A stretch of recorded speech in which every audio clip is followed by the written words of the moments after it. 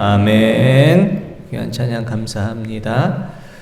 우리의 영혼에 주님의 은혜의 빛이 비침으로 주님 주시는 기쁨이 충만한 삶을 살아가신 우리 성도님들 다 되시길 원합니다.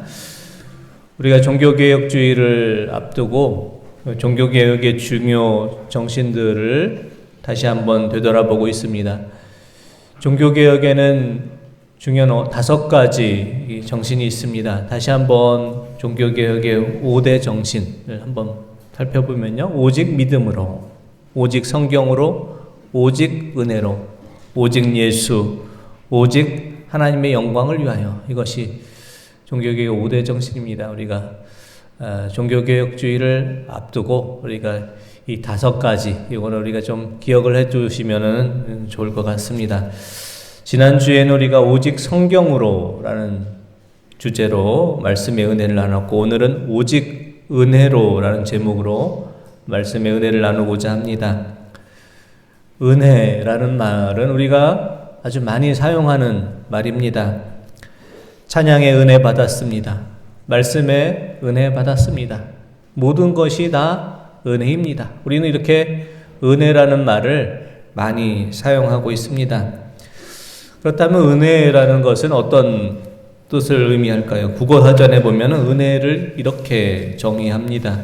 은혜란 사랑으로 베풀어 주신 신세나 혜택, 또 은혜란 인류에 대한 신의 사랑이다. 이렇게 정의를 합니다. 그 은혜를 정의한 그 내용에 의하면 은혜라는 것은 단순히 우리가 어떤 일에 대해서 감동하거나 감격한 어떤 감정이 아니라, 더 나아가서 은혜란 하나님께서 우리에게 주신 놀라운 사랑에 대한 응답의 표현이고 모습이다라는 것을 알게 됩니다. 그러면 은혜란 무엇인지 우리가 다시 한번 생각해 보고자 합니다. 은혜란 무엇입니까? 첫째, 은혜는 소명입니다. 하나님께 우리가 은혜를 입었다라는 것을 다른 말로 하면 우리는 하나님께 소명을 이제 받은 사람이다, 이렇게 말할 수 있습니다. 하나님께 은혜를 입은 사람은 하나님께 받은 소명을 바라보며 이루며 살아가야 합니다. 신약 성경에 제일 먼저 등장하는 은혜 입은 사람이 바로 마리아입니다. 마리아는 하나님의 은혜로 성령께서 임하심으로 은혜 받은 사람이 되었습니다. 천사 가브리엘이 마리아를 찾아와서 이렇게 하나님의 뜻을 전합니다. 누가복음 1장 26절에서 31절 말씀을 보겠습니다. 6째 달에 천사 가브리엘이 하나님의 보내심을 받아 갈릴리 나사렛이란 동네에 가서 다윗의 자손 요셉이라 하는 사람과 약혼한 처녀에게 이르니, 그 처녀의 이름은 마리아라. 그에게 들어가 이르되, 은혜를 받은 자여 평안할지어다. 주께서 너와 함께 하시도다 하니, 처녀가 그 말을 듣고 놀라 이런 인사가 어찌함인가 생각하매, 천사가 이르되, 마리아여 무서워하지 말라. 내가 하나님께 은혜를 입었느니라. 보라, 내가 잉태하여 아들을 낳으리니 그 이름을 예수라 하라. 아멘. 천사 가브리엘이 마리아를 찾아와서 마리아를 이렇게 부릅니다. 은혜 입은 자여 평안할지어다. 이렇게 인사를 합니다. 마리아를 은혜 입은 자다, 은혜 받은 자다, 이렇게 마리아를 부르고 있습니다. 내가 하나님의 은혜를 입었고 잉태하여 아들을 낳으리니 이름을 예수라 하라. 이런 예언의 말을 전해줍니다. 천사 가브리엘의 말처럼 마리아는 하나님의 은혜를 입은 사람이 되었습니다. 그런데 은혜를 받은 마리아는 그저 평안하고 기쁘지만 않습니다. 천사의 말에 오히려 놀라워하고 두려워합니다. 정혼을 앞둔 처녀가 임신하여 아들을 낳는 것은 당시 유대 율법에 의하면은 돌로 침을 받을 수 있는 그런 위험한 소식이었기 때문입니다. 천사 가브리엘은 마리아가 잉태하여 낳을 아들이 바로 하나님의 아들이고 그를 통해 하나님의 통치가 이 땅에 이루어지게 될 것이다, 이런 말씀을 전해줍니다. 마리아는 천사 가브리엘이 전해준 이 예언의 말씀을 은혜로 받아들이며 이렇게 고백을 하고 있습니다. 누가복음 1장 38절 말씀 보겠습니다. 마리아가 이르되 주의 여종이 오니 말씀대로 내게 이루어지이다 하매 천사가 떠나가니라. 아멘. 마리아는 천사 가브리엘이 전한 그 소식을 듣고 자신이 잉태한 낳은 아이를 통해서 바로 하나님의 나라가 세워질 것을 듣고서 자신에게 주어진 소명을 받아들입니다. 주의 여종이 오니 말씀대로 이루어지기를 원합니다. 저에게 주신 은혜를 제가 감당하겠습니다. 이렇게 고백을 합니다.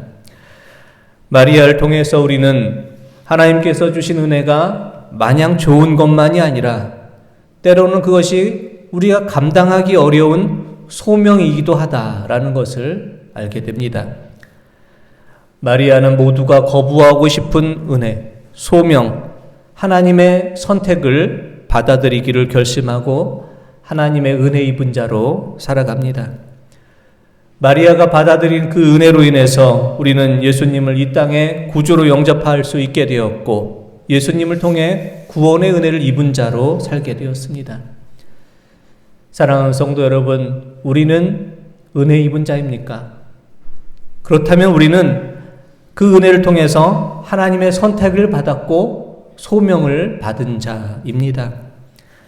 하나님께서 주신 은혜는 단순히 그저 한 사람에게 어떤 기쁨과 감동을 주는 것이 아니라 더 나아가 은혜 입은 자의 소명과 헌신과 섬김을 통해서 하나님의 은혜가 이 땅에 전해질 수 있는 것입니다.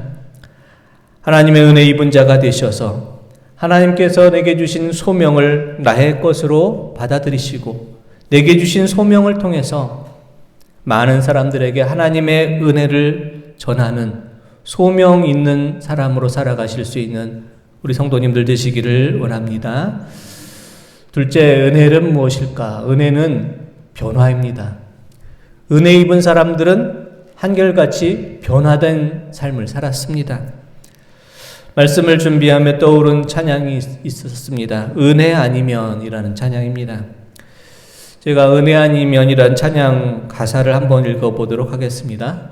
은혜 아니면 어둠 속에 헤매이던 내 영혼 갈 길 몰라 방황할 때에 주의 십자가 영광의 그 빛이 나를 향해 비추어 주셨네. 주홍빛보다 더 붉은 내 죄 그리스도의 피로 씻기어 완전한 사랑 주님의 은혜로 새 생명 주께 얻었네.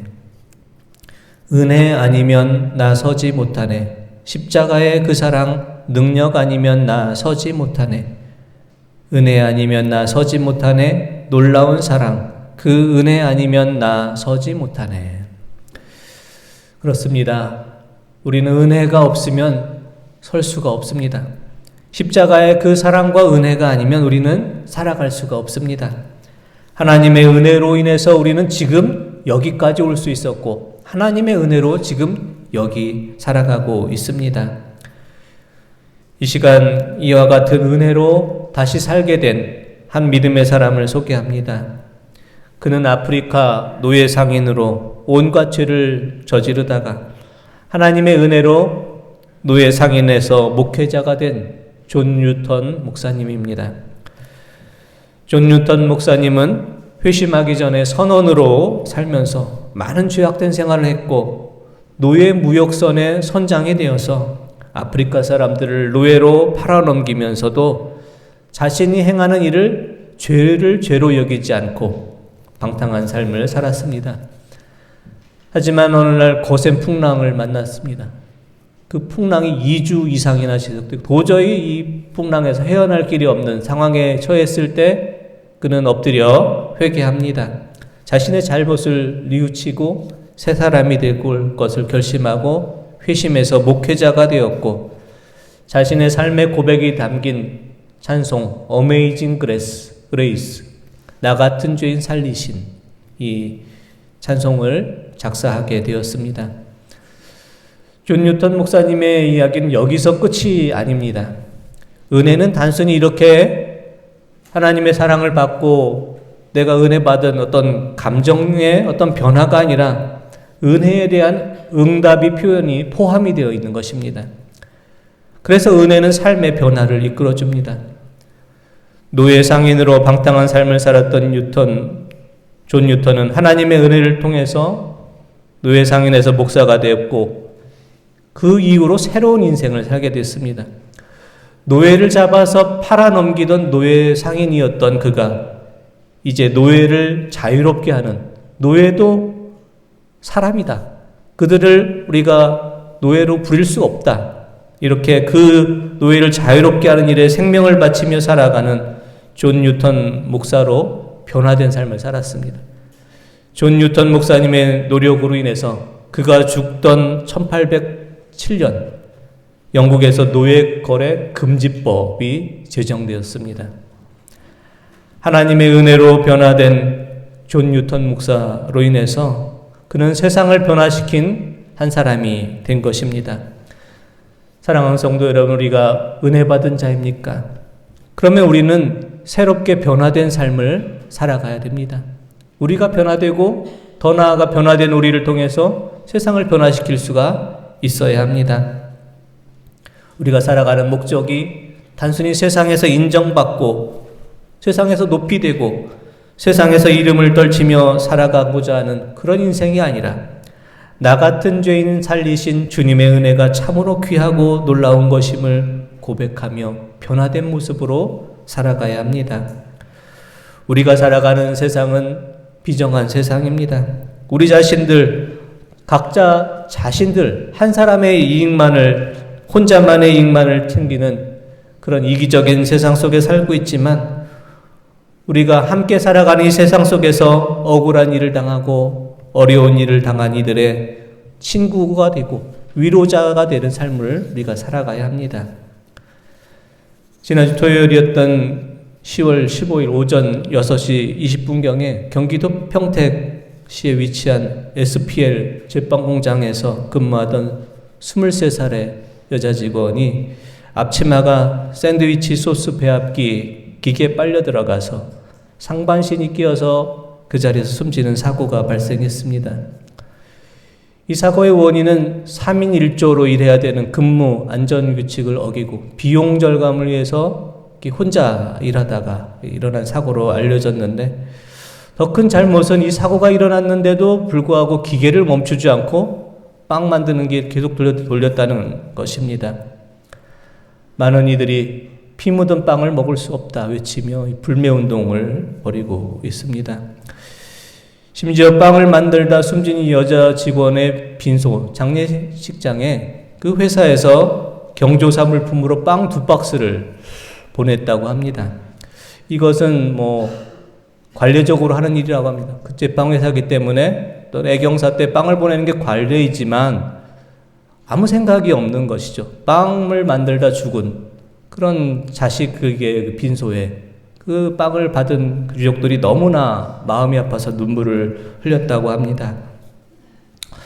우리 사회는 돈 때문에 이렇게 비정한 사회가 됐습니다.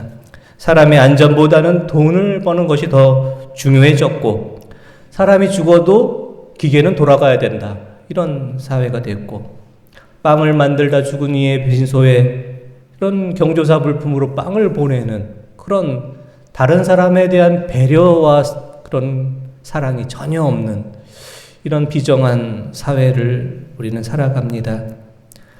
하나님께서 이 사회에 우리를 보내시고 우리를 살게 하신 것은 이 사회를, 이 세상을 변화시키라는 그런 우리의 목적이 있기 때문입니다.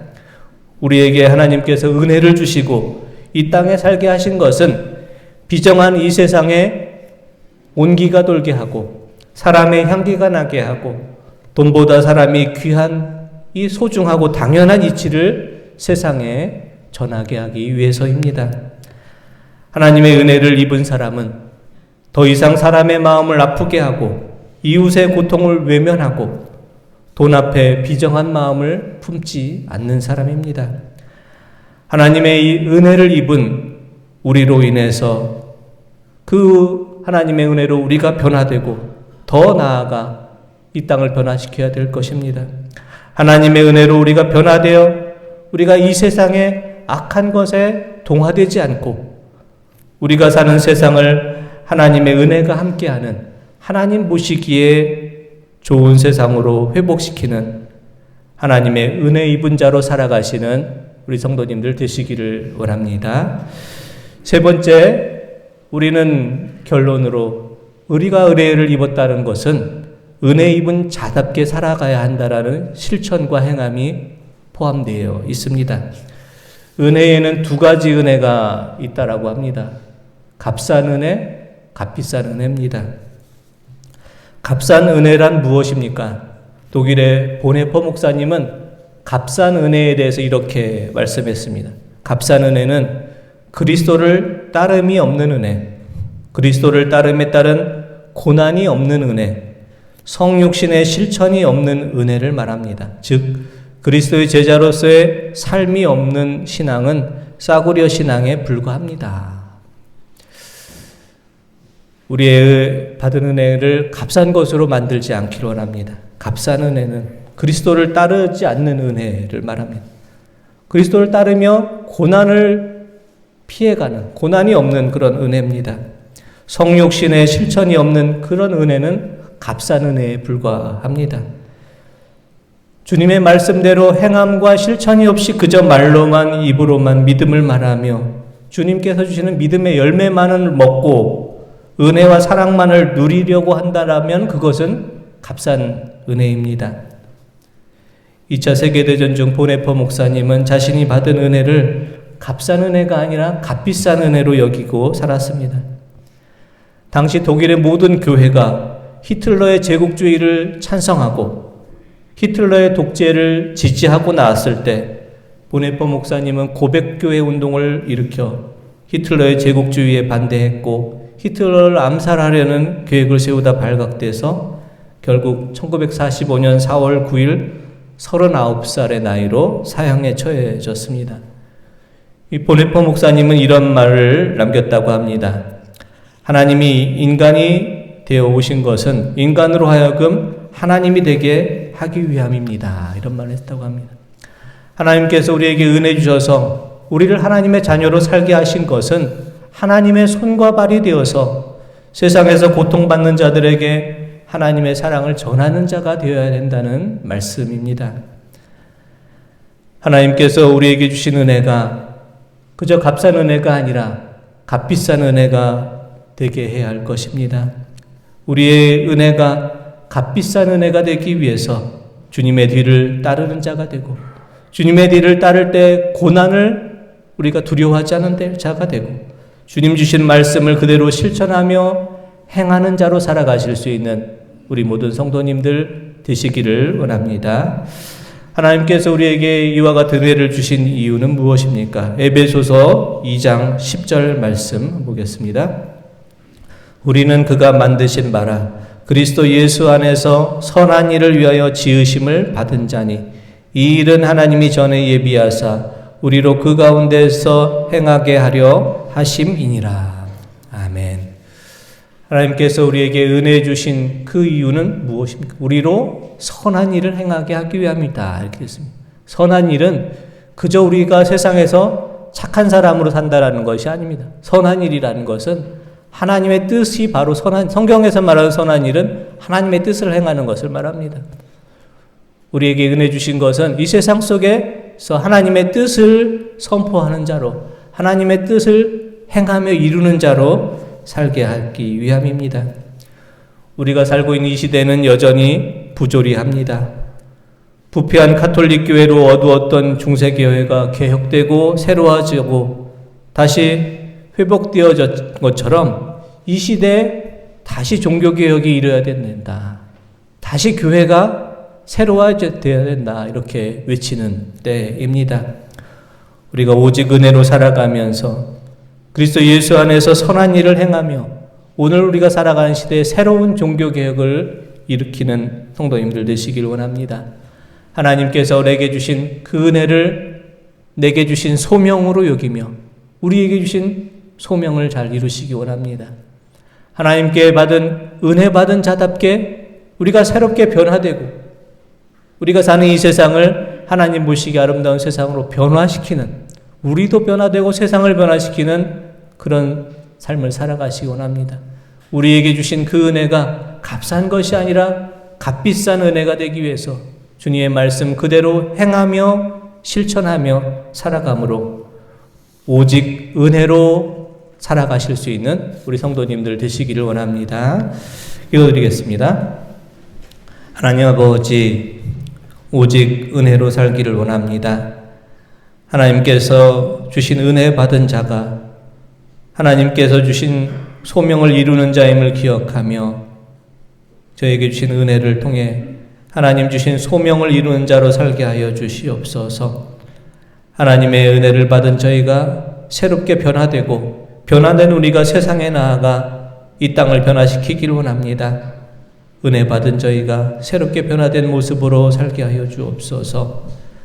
하나님 주신 은혜는 값싼 것이 아니라 값비싸고 귀한 것임을 기억하며 그 은혜를 값비싼 은혜로 우리가 이루기 위해서 주님 주신 말씀을 대로 살아가게 하시고 주님 말씀을 이루기 위해 받게 되는 고난을 두려워하지 않게 하시고 행함과 실천이 있는 삶으로 값비싼 은총을 이루는 자로 살게 하여 주시옵소서. 종교개혁주의를 앞에 두고 저희가 오직 은혜로 그리스도 예수 안에서 선한 일을 행함으로 우리가 살아가는 이 시대에 새로운 종교개혁을 이루며 오직 은혜로 살게 하여 주옵소서. 예수 그리스도의 이름으로 기도드립니다. 아멘.